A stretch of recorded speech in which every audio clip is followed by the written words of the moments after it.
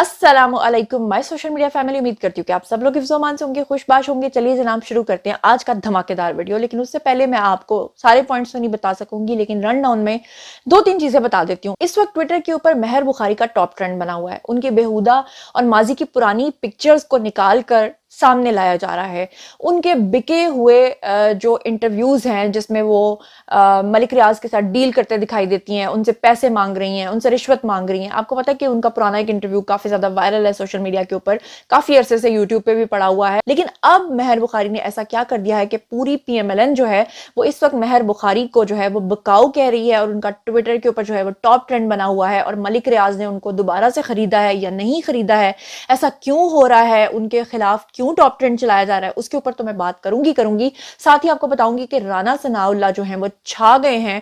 उन्होंने जियो न्यूज के ऊपर जाकर जो बिकाऊ सहाफी हैं उनके नाम लेकर उनको जिस तरह से स्क्रीन के ऊपर जलील किया है, उसका भी सारा किस्सा आज आपको दिखाना और सुनाना है। और इसके अलावा और भी बहुत सारी खबरें हैं। मौलाना फजलुर रहमान के साथ 24 घंटे के अंदर अंदर PMLN की 2 बार बातचीत हुई है, उसका क्या मामला है, और सियासत का ऊंट अब किस करवट बैठने जा रहा है, इन तमाम चीजों के ऊपर मैं आपसे बात करने जा रही हूँ। और इसके अलावा और भी बहुत सारी ऐसी खबरें हैं जो आज के व्लॉग में होंगी। तो चलिए जनाब शुरू करते हैं आज का वीडियो। चलिए जनाब, सबसे पहले मैं आपको बताती हूँ सियासत का जो उतार चढ़ाव है, और हर आने वाले दिन के साथ एक नया सरप्राइज मिलने को तैयार है। लेकिन आपको पता है मैं शुरू से आपको एक ही बात कर रही थी, और एक ही बात इतने तयक्कुन के साथ करना बड़ा मुश्किल हो जाता है, उसके ऊपर रहना, क्योंकि जिस तरह से सिचुएशंस बदलती हैं सियासत के अंदर। लेकिन मैं आपको पहले दिन से कह रही थी कि शहबाज शरीफ के ज्यादा चांसेस हैं प्राइम मिनिस्टर बनने के, क्योंकि इस्टेब्लिशमेंट जो है वो शहबाज शरीफ के साथ जब डील करती है या उनको आगे मुख्तलिफ ममालिक में जब भेजा जाता है, तो जो इस्टेब्लिशमेंट है वो मेरी असेसमेंट के मुताबिक शहबाज शरीफ के साथ ज्यादा कंफर्टेबल फील करती है बनिस्बत जो है वो मियां मोहम्मद नवाज शरीफ के। लेकिन नवाज शरीफ साहब जो उनका वतन वापस आना और उस तरह से सारी कैंपेन को चलाना, उसको लीड करना, तो मेरा भी कहीं ना कहीं दिल था कि नवाज शरीफ साहब को ही चौथी बार वजीर आजम बनना चाहिए। लेकिन वो चीज़ मुझे पूरी होती नजर नहीं आ रही। दूसरी तरफ मौलाना फजलुर रहमान जो हैं, आपने देखा कि उनके जो हालात हैं, जिस तरह से उन्होंने ये सारा PDM का मंसूबा बनाया था, किस तरह से इमरान खान की हुकूमत को गिराना है, किस तरह से इस फितने से निजात पानी है, ये सारा जो क्रेडिट जाता है ना सबसे पहले वो मौलाना फजलुर रहमान को जाता है। लेकिन उसके बावजूद अब की बार उनको उस तरह से वोट्स ना मिलना या प्रॉपर तरीके से वो चीज ना मिलना, वो बहुत जो है ना उनके लिए हर्टिंग थी। काफी दिनों से खामोश थे। फिर उसके बाद जो PTI के अरकान है उन्होंने राब्ता भी किया जमात इस्लामी से कि आप हमारे साथ आइए और हम मिलकर एहतजाज करते हैं कि इलेक्शंस जो हैं वो फ्री एंड फेयर नहीं हुए। लेकिन उसके बाद अब फाइनली सियासत के अंदर आपको पता है कि कुछ भी हरफ आखिर नहीं, कभी कुछ हो रहा होता है, कभी कुछ हो रहा होता है। तो अब क्या हुआ है कि मौलाना फजलुर रहमान के साथ शहबाज शरीफ की 24 घंटे में 2 मरतबा जो है वो बातचीत हुई है। और मौलाना फजलुर रहमान ने जिन तहफ़्फ़ुज़ात का बताया है उसके बारे में भी आपको तफसीलात से आगाह करती हूँ कि ज़राए के मुताबिक शहबाज शरीफ ने वफाक में हुकूमत साजी पर मौलाना फजलुर रहमान को एतमाद में लिया। ज़राए का कहना है कि मौलाना फजलुर रहमान ने इंतखाबात से के जो नताइज हैं उनके ऊपर तहफ़्फ़ुज़ात का इजहार किया। उन्होंने मजलिस आमला और उमरा इजलास के अंदर जो है वो मुशावरत के लिए वक्त मांगा। ज़राए बताते हैं कि मौलाना फजलुर रहमान जो है उन्होंने शहबाज शरीफ से गुफ्तगू में कहा कि बुध को इजलास में मुशावरत करेंगे और मुशावरत करके लाए हैं अमल जो है वो हम आपको बताएंगे। इसमें आपको बता दूं कि मुल्क में होने वाले इंतखाबात में जमीयत उलमाए इस्लाम जो है उनकी 4 नशिस्तें हैं जो वो 4 सीटों से जीते हैं। और मुल्क के अंदर आम इंतखाबात के बाद मरकज में हुकूमत बनाने के लिए जोड़ तोड़ है वो जारी है। और अभी तक मौलाना फजलुर रहमान जो है वो 2 दफा बातचीत कर चुके हैं। अब इसका क्या नतीजा निकलता है ये भी मैं आपको साथ साथ जो है वो अपडेट करूंगी। इसके अलावा आपको मैं बताती चलूं कि PP97 चिन्योट से 9 मुंतखब उम्मीदवार हैं जी, साकिब चदड़ या चदड़, उन्होंने नून लीग के अंदर शमूलियत जो है वह इख्तियार कर ली है और उन्होंने अपना जो बयान है वो भी जारी कर दिया। बल्कि मैं चाहती हूँ कि पहले आप तमाम उन लोगों के बयान सुन लीजिए जिन्होंने अपनी अपनी शमूलियत जो है वह नून लीग में की है। Have a look. General secretary PTI Lahore था। मैं अपने घर वापस आ गया हूँ। अपने इलाके की डेवलपमेंट के लिए, अपने इलाके के लोगों के लिए मैं दोबारा मुस्लिम लीग में ज्वाइन कर लिया मैंने। बिस्मिल्लाहिर्रहमानिर्रहीम। मैं राणा मोहम्मद फयाज, हल्का PP49 सियालकोट। मैं हल्का PP49 की आवाम का तहे दिल से मशकूर हूँ, शुक्रिया अदा करता हूँ जिन्होंने मुझे बारीक सरी से कामयाब करवाया, आज़ाद हसीयत में मुंतखब हुआ। और आज़ाद हसीयत में मुंतखब होने के बाद मैं पाकिस्तान मुस्लिम लीग नून की क़यादत पे मुकम्मल इत्मीनान का इज़हार करता हूँ और पाकिस्तान मुस्लिम लीग नून में शमूलियत। मैं तैमूर लाली MPPP 94 मुंतखब हुआ हूँ आज़ाद हैसियत में, और 2018 के इलेक्शन भी मैंने आज़ाद हैसियत में लड़ा था। और उसके बाद जो तरक्की का सफ़र मैंने अपने हल्के में शुरू किया था डेवलपमेंट का, उसको मद्देनज़र रखते हुए, अपने अवाम से, लोगों से मुशावरत करते हुए, अपने फैमिली से मुशावरत करते हुए मैंने यही फैसला किया है कि इस हल्के की तरक्की का सफ़र को जारी व सारी रखा जाएगा। इसलिए इंशाअल्लाह ताला हम पाकिस्तान मुस्लिम लीग नून में शमूलियत अख्तियार करेंगे। मेरा नाम जुल्फ़िकार अली शाह है। मैंने चिन्योड़ के हल्का 96 से आज़ाद हैसियत में इलेक्शन लड़ा था और मैं MP मुंतखब हो गया हूँ। हमारे इलेक्शन का मंशूर इलाके की पसमानदगी को दूर करना था। मैंने अपने लोगों से, अपने खानदान वालों से और अपने सियासी हलीफ, खासकर जामिया मोहम्मदी शरीफ के साहबजादा मोहम्मद कमरुल हक साहब से मशवरा किया और उसके बाद हमने ये फैसला किया है कि हम PMLN ज्वाइन करेंगे। इसके ऊपर मौलाना साहब ने बड़ा कॉमिक किस्म का कमेंट दिया है और मौलाना साहब कह रहे हैं कि तब्दीली तो बढ़ गई है। वो क्या कह रहे हैं वो भी सुन लीजिए। मेरा चन्न मेरा मक्खन गालां वाली पार्टी फेसबुक दे उत्ते इस टाइम एक्टिव हो चुकी है। उन्हां दा लीडर मुर्शद जेल बैठा वे। हाय हाय हाय मेरे आ सोहणिया रब्बा, तेरियां तकदीरां कल दे फिरौन अज जेलां च बैठे नहीं ते कल दे गालां कढण वाले अज सड़कां ते खज्जल हो रहे ने ते आंदे ने सानू रिजल्ट दे दो। उन्हां कहा तुम्हारा रिजल्ट तो बढ़ गया।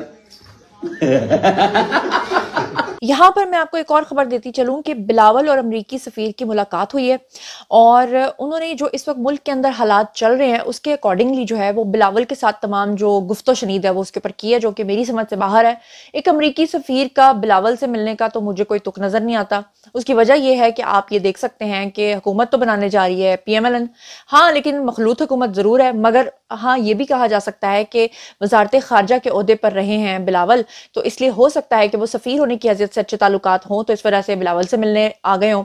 और मुझे लग रहा है कभी इम्कानात हैं कि अगर बिलावल को कोई ओहदा नहीं मिलता तो बिलावल दोबारा से पुरानी नौकरी करेंगे, मतलब वजारत खारजा में जाएंगे और हो सकता है कि जरदारी साहब जो है वो इसमें कोई अहम ओहदा जो है वो ले पाए।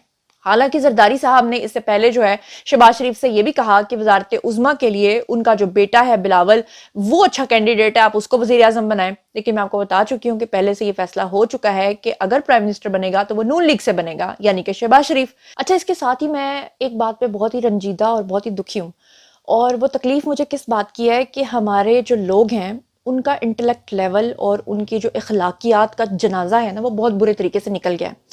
आप ये देख लीजिए कि हमारे लोगों के अंदर घरेलू जो एक वैल्यूज़ हुआ करती थी ना, ज़बान की एक वैल्यू होती थी, किरदार की एक वैल्यू होती थी, बात की एक वैल्यू होती थी, वो चीज़ें अब ख़त्म हो चुकी हैं। लोग यू टर्न से जलेबी टर्न को लेना बड़े फ़ख्र की बात समझते हैं और ये क़यामत की निशानियों में से एक अहम निशानी है, जिसमें कहा जाता है कि जब क़यामत आने वाली होगी तो हर झूठा आपको सच्चा लगने लगेगा। तो जनाब बात कर लेते हैं लतीफ़ खोसा की। साद रफ़ीक को, ख्वाजा साद रफ़ीक को उन्होंने हराया, लेकिन हैरान मैं इस बात पे हूँ कि लोगों ने वोट किस शख्स को दिया, एक ऐसे बड़ावे को जो कहीं पर भी आंटियां, बाजियां, लड़कियां देखता है तो नाचना शुरू कर देता है। मैं इनके जरा 2-3 क्लिप्स आपको दिखाना चाहती हूँ कि जोर का झटका हाय धीरे से लगा, और ये छुटकू से अंकल जो हैं ये हर जगह पे नाचना शुरू कर देते हैं और लोगों ने इनको चूज किया है, लोगों ने इनको वोट दिया है। लोगों ने ख्वाजा साद रफ़ीक जैसे शख्स के मुकाबले में, जिसने रेलवे में इतनी डेवलपमेंट की, जिसने लोगों के काम करवाए, जो अपने घर से 8-8, 10-10 किलोमीटर पैदल चल के लोगों से उनके मसाइल पूछता रहा, जिसने इतनी मेहनत की, उसके बदले में एक ऐसे शख्स को वोट दिया जो डांस करके दिखाता है। Have a look.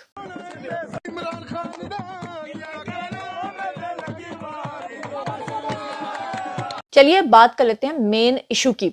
अब मेन इशू क्या है कि ट्विटर के ऊपर जब 2 दिन पहले टॉप ट्रेंड बना हुआ था हामिद मीर का, और हामिद मीर जो हैं उनको मुनाफिकत का सबसे बड़ा सरदार कहा गया। फाइनली राना सनाउल्लाह जो हैं, आपको पता ही है कि हामिद मीर ने जो जो हरकत की मैंने अपने व्लॉग्स में आपको बताया। मैं दोबारा से एक दफ़ा दोहरा देती हूँ कि हामिद मीर ने बदतमीज़ी की, तमाम हदें पार कर ली और एक तज्जिया निगार होने की हैसियत से, एक सीनियर सहाफ़ी होने की हैसियत से वो तनकीद तो कर सकते थे, लेकिन उन्होंने इतनी बदतमीज़ी की। जिस नून लीग के रहनुमा को लाइन पे लिया गया जियो न्यूज़ के, तो वहां पर उन्होंने उनका तमस्खर उड़ाया। यहाँ तक कि जब इसहाक डार को लाइन पे लिया गया तो उन्होंने कहा कि तौबा इस्तग़फ़ार, उफ उफ उफ करके कहना शुरू कर दिया कि देखना अब ये दुरूद शरीफ पढ़ के झूठ बोलेगा। इस तरह की हरकत सकना जो है वो हामिद मीर ने दोबारा से लाइमलाइट में आने के लिए की। हर बंदा इस बात पे हैरान था कि एकदम से जियो को क्या हो गया है, एकदम से तमाम चैनल्स को क्या हो गया है। जो इलेक्शन के नताइज थे वो गलत बताना शुरू कर दिए, लोगों की माइंड मेकिंग करना शुरू कर दी, जो लोग पीछे थे उनको आगे बताना शुरू कर दिया। उसके बाद फिर एक ट्रेंड चला और पता चला कि ओहो, इन तमाम लोगों को तो कंट्रोल कोई और कर रहा था, इनको तो पैसा कहीं और से आ रहा था, और इनको कंट्रोल करने वाला जो नाम आ रहा था वो मुबैना तौर पे किसका था? वो था जी मुबैना तौर पे मलिक रियाज साहब का। कि मलिक रियाज जो है वो इस दफा उन्होंने बहुत पैसा लगाया है और वो मीडिया को कंट्रोल कर रहे हैं। नून लीग के पीछे वो इसलिए पड़े हैं कि आपको याद होगा कि अभी मियां मोहम्मद नवाज शरीफ जब लंदन से पाकिस्तान आए थे तो रास्ते में उन्होंने स्टे किया था दुबई में। तो जिस वक्त वो दुबई में थे तो वहां पर उनसे मुलाकात करने के लिए मलिक रियाज गए थे और उनको जाकर कहा था कि मुझे रिलीफ दिलवाएं। जिसपे जो मियाँ साहब है उन्होंने कहा था कि मैं आपको कोई रिलीफ नहीं दिलवा सकता, आपको खुद इदारों से बात करनी चाहिए, अगर आप इस काबिल होंगे तो आपको रिलीफ मिल जाएगा। और आपको पता है कि इमरान खान के साथ अल कादिर यूनिवर्सिटी वाला केस, वो हीरो वाली अंगूठियां जो उन्होंने बुशरा बीबी को बतौर रिश्वत दी थी, वो सारी चीजें तो ऑलरेडी चल रही थी। ऐसे में एक और सबूत पकड़ा गया और उसके बाद महर बुखारी का ट्विटर के ऊपर आकर टॉप ट्रेंड बन गया और लोगों ने महर बुखारी की वो आत्मा रोली कि आपकी सोच होगी। अब महर बुखारी ने ऐसा क्या किया, मैं सबसे पहले आपको दिखाती हूँ महर बुखारी का वो क्लिप जिसमें आपको अच्छे तरीके से याद होगा कि किस तरह से वो जोड़ तोड़ कर रही थी जब मलिक रियाज का उन्होंने इंटरव्यू करना था और किस तरह से वो सारा पैसा लेकर किस तरह से प्लांटेड इंटरव्यू किया गया था। मैं आपको ये क्लिप इसलिए दिखाना चाहती हूँ जिससे आपको ये पता चलेगा कि मलिक रियाज किस तरह से लोगों को और मीडिया को कंट्रोल करते हैं। पहले जरा आप ये महर बुखारी का क्लिप देखें, फिर मैं आपको बताती हूँ कि महर बुखारी का टॉप ट्रेंड क्यों बना हुआ है। क्या मतलब? मैंने कहा 11 बजे आ जाएंगे, रात को आराम से बैठेंगे और लोगों को बुलाते हैं, गिबत करेंगे। जो पहले आप पूछ रहे हैं। जी भाईजान, अस्सलाम वालेकुम। क्या डील है? नहीं, आप चीफ क्यों नहीं बता रहे चीफ जस्टिस का? ठीक हो रहा है, हमने कहा मौका तो दे रहे हैं ना यार, अपना पहले शुरू में एस्टेब्लिश करना ना। जो हामिद मीर ने कल लोचत ली हुई है कि हम पैसे खा गए हैं, वो भी तो हमें साफ करना है ना। अब मलिक साहब को कहना कि उसका नाम लेने दें, जरा लेने नहीं दे रहे। नहीं, ये बात करें ना, बात करें। कौन है? अब्दुल कादिर गिलानी जी। बनेगी नादिया, बस तुझे दुआ करना। राव नादिया, किसको आवाज आ रही है मेरी? दुआ करना। राव आपको आ रही है? अच्छा, आपके मियाँ के साथ कब करूं? पहले मेरे साथ तो अकेले कर लें। करूंगा This doesn't count। वो ब्लास्ट तो करेंगे। ये दुनिया की एक ब्लास्ट आपको ये मेरी भी नहीं है। गल करो नवीद साहब। जी नवीद साहब, सलाम अलैकुम। मुझे मिल गई है इंस्ट्रक्शन। मलिक साहब को कोई नहीं टोकेगा। Okay bye. ओवर टाइम जाए, मलिक साहब को ना टोके। कर रहे तो खुद बोल देना। वैसे हम क्या सवाल पूछे, लगेगा कि प्लांटेड है, जो कि है बट पता नहीं लगना चाहिए। जी तो जनाब, आपने देखा कि महर बुखारी जो है वो किस तरह से बिकाऊ माल के तौर पे जो है वो काम कर रही थी। अब जनाब, असल में उनका टॉप ट्रेंड इसलिए बना कि स्क्रीन के ऊपर आपको एक ट्वीट नजर आ रहा है जिसके राइट साइड पे आपको एक ऐसा अजीबोगरीब सा शख्स नजर आ रहा है जो बेचारा बहुत बुरी कंडीशन में खड़ा है, पहचाना भी नहीं जा रहा, पता नहीं ये सही तस्वीर भी है कि नहीं। और लेफ्ट साइड पे आपको नजर आ रहे हैं राना सनाउल्लाह। अब ये महर बुखारी जो है इन्होंने ट्वीट किया और ट्वीट करके इन्होंने ऊपर ये लिखा, माफ करना राना जी, काश कुछ सीख लिया होता तो आज हल्के में इतना रुस्वा ना होते। और ये इन्होंने टॉन्ट किसको किया? टॉन्ट इन्होंने किया राना सनाउल्लाह को। राना सनाउल्लाह हैं, उन्होंने टेलीविजन पर आकर जियो की स्क्रीन पे वो आत्मा रोली कि जियो के जितने भी टाउट्स थे उनको उन्होंने क्या जवाब दिया वो तो मैं आपको सुनवाती हूँ।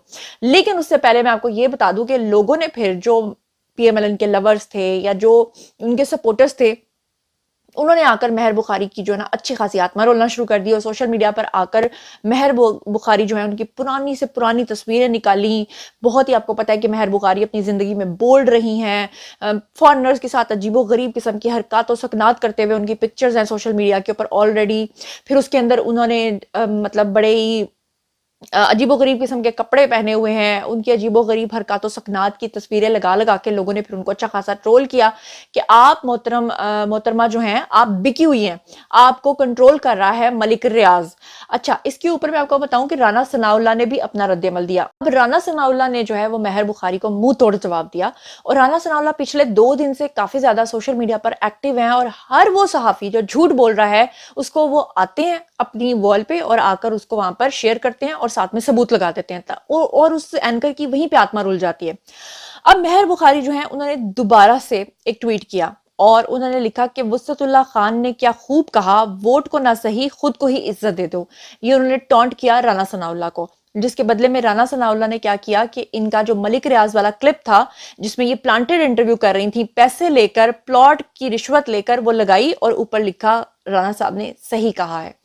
तो जनाब ये चल रहा है इस वक्त सोशल मीडिया के ऊपर। उसके ऊपर बहुत सारे लोग जो हैं वो बोले, उन्होंने कहा ठीक है जी वो एक खातून है तो उस हैसियत से आप उनको माफ कर दीजिए, उनकी निजी तस्वीर को सोशल मीडिया पे इस तरह से ट्रोल मत कीजिए, वो अपनी जगह एक अखलाकियात है। लेकिन बात यह कि पीटीआई के जो सपोर्टर्स हैं वो इस हद तक बदतमीजी में आगे चले जाते हैं कि वो ये बात भूल जाते हैं कि उनका माजी क्या है, वो ये बात भूल जाते हैं कि वो किस कदर बिके हुए लोग हैं। और पिछले काफी दिनों से राना सनाउल्लाह जो हैं वो जियो न्यूज का बाइकआउट किए हुए थे, वो नहीं आ रहे थे, अपना रद्द-ए-अमल नहीं दे रहे थे। उसके बाद फाइनली जब इन तमाम एंकर्स ने मिलकर उनको इस बात पर राजी किया कि आप आइए और अपना नैरेटिव दीजिए, और उसके बाद फिर राना सनाउल्लाह ने जिस तरह से सुहेल वड़ाइच को जवाब देते हुए उन्होंने फिर आत्मा रोली, और इशारा उनका था हामिद मीर की तरफ, इशारा उनका था उन बिके हुए बिकाऊ सहाफियों की तरफ जिसमें इरशाद भट्टी शामिल है और भी बहुत सारे लोग शामिल हैं। अच्छा, मैं ये जो बिकाऊ का लफ्ज इस्तेमाल कर रही हूँ ये मैं एक सिंबलिज्म के तौर पर यूज कर रही हूँ, फिर बाद में कोई एतराज करे कि जी हमें बिकाऊ कहा, ये मतलब एक इशारा दिया गया राना सनाउल्लाह की तरफ से। बल्कि मैं क्या कहूं,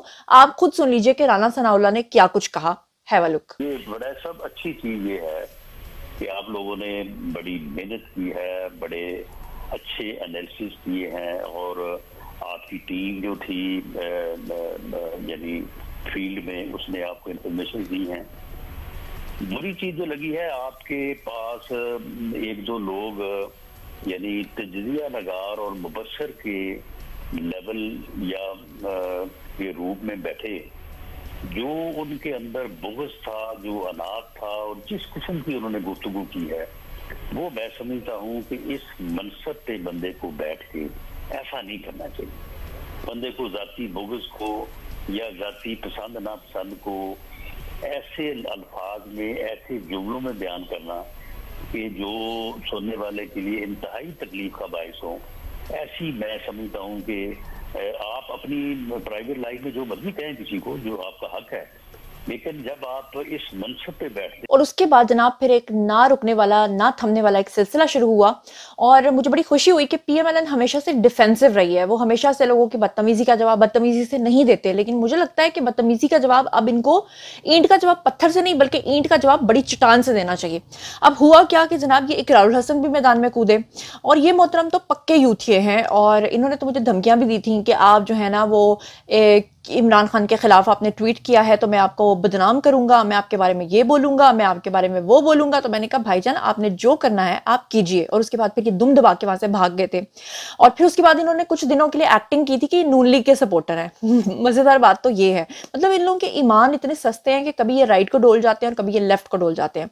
अब इकरारुल हसन का इस वक्त आपको स्क्रीन के ऊपर एक ट्वीट नजर आ रहा है। मोहतरम फरमाते हैं कि वफाक में हुकूमत बनाना पीटीआई का हक है, इसके अलावा बनने वाला कोई भी मलगूबा पाकिस्तान को मजीद मुश्किलात और अंधेरों में धकेलेगा, अल्लाह रहम करे। इसके ऊपर राना सनाउल्लाह ने इनको ठीक ठाक सुनाई, और उन्होंने भी जो है ना वो अपनी वॉल के ऊपर इनको ट्वीट किया। लेकिन यहां पर आपको बता दूं कि एक साहब है जी इमरान बिलाल, इन्होंने लिखा कि जब आपकी बेगम रातें जमान पार्क में गुजारेगी तो फिर आपने तो उनके हक में बोलना ही है, क्योंकि इनकी जो मिसेज है वो जमान पार्क में जब इमरान खान ने अभी गिरफ्तार होना था, तो गिरफ्तार होने से पहले आपको पता होगा कि इमरान खान ने बहुत बड़ी साजिश रची थी, जिसमें उन्होंने तमाम वुकला को इकट्ठे करके दिन रात वहां पे उनकी पार्टीज करना शुरू कर दी थी। उनको फिश खिला रहे थे, उनको टिक्के कबाब खिलाए जा रहे थे, इसलिए कि इमरान खान को पता था कि ये तमाम वुकला कल को मैं इस्तेमाल करूंगा और मेरे गिरफ्तार होने के बाद ये मेरे काम आएंगे। और जो खवातीन वहां पे एंटरटेन करने के लिए ले जाई जाती थी, जिसमें सनम जावेद जैसी खवातीन थी और भी बहुत सारी खवातीन थी, उनमें एक खातून ये भी हुआ करती थी। अब मैं किसी के कैरेक्टर पे उंगली नहीं उठा रही, आप खुद देख लीजिए कि जमान पार्क से किस तरह से इमरान खान को वो डिफेंड करती रही हैं। Have a look. मैम कैसी हैं आप? बिल्कुल ठीक, इकरार भाई ठीक शुक्र, बिल्कुल ठीक ठाक। अच्छा मैम, करंट सिचुएशन जो चल रही है जमान पार्क में, जैसे कि पुलिस आई और उसने हमला किया जबकि इमरान खान साहब की गैर मौजूदगी में, सबसे पहले आप इसके बारे में क्या राय रखती हैं?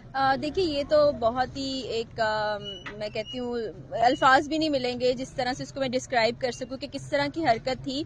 चादर और चार दीवारी का तकद्दुस हमें समझना चाहिए, मुसलमान होने की हैसियत से भी, जो हमारी सोसाइटी है उसकी हैसियत से भी, जो हमारी रिवायात और इक़दार हैं उसकी हैसियत से भी। तो सबूत आपके सामने है कि फिर ये लोग जो हैं वो सस्ते सहाफ़ी बनते हैं, इनकी औरतें, फिर उनकी ऑडियोज जब लीक होती हैं कि हाय रोफिया अब क्या होगा, वो चाहे चीफ जस्टिस हो तो चाहे कोई और हो। अभी कल मेरी मुलाकात हुई एक फैमिली के साथ जो इंग्लैंड से आए हैं जी इमरान खान को वोट करने के लिए, और जब उनके सामने तमाम सबूत रखे गए और उनको बताया गया कि ये कितना नाहंजार आदमी है जो पाकिस्तान को तोड़ने की साजिश कर, आप ऐसे इंसान को वोट देंगे, तो वो आगे से पता क्या कहती हैं उनकी खातून, वो औरत आगे से कहती है हाय अल्लाह उसकी शक्ल देखो कितनी हैंडसम है।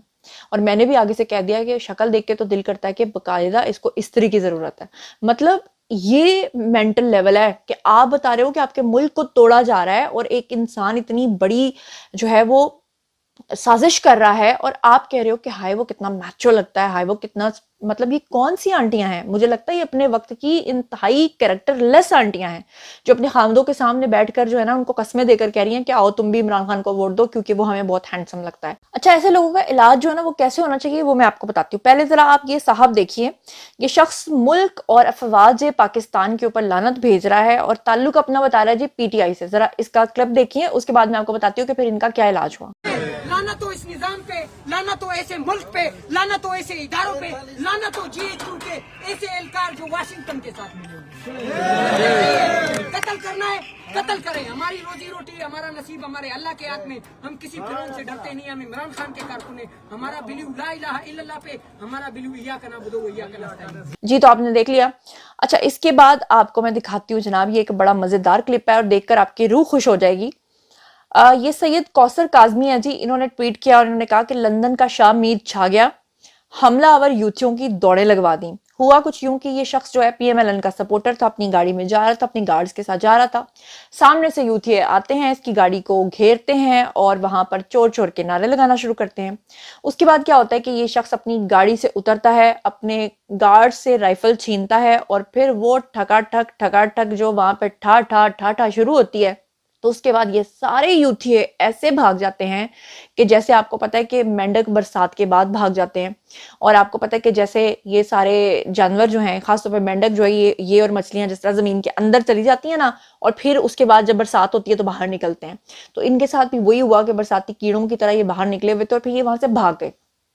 तो इस तरह के लोगों का इलाज जो है ना वो इसी तरह से होना चाहिए, और मेरे ख्याल से PMLN को अब डिफेंसिव नहीं रहना चाहिए। बहरहाल ये था आज का वीडियो। अब बारी है जी आप लोगों की, आइए कमेंट सेक्शन में और बताइए कि जितने भी पॉइंट्स मैंने आपके साथ शेयर किए इन सब के ऊपर आपका क्या सोचना समझना है। जो कुछ भी आप सोचते समझते हैं शेयर कीजिए, पर्सनली जवाब दूंगी। मजीद खबरें, व्लॉग्स, इंटरव्यूज और सियासी तस्दीर जानने के लिए मेरे साथ कनेक्टेड रहना हरगिज मत भूलिएगा। चैनल को सब्सक्राइब कर लीजिएगा। अपना बहुत ख्याल रखिएगा। अल्लाह निगहबान।